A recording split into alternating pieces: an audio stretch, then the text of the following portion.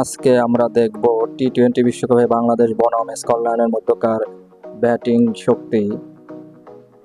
বাংলাদেশ র্যাঙ্কিংয়ে আছে 8 এবং স্কটল্যান্ড র্যাঙ্কিংয়ে আছে 12।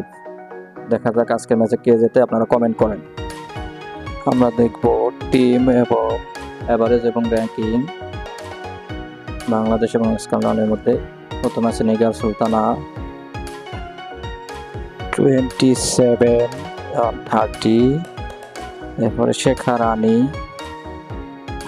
10-0, দিলারা আক্তার 13-0, এরপরে Swarna Akter 16-94, Murshida Khatun 22-53 ranking. Scotland Sarah Bryce 14-43, Kathryn brush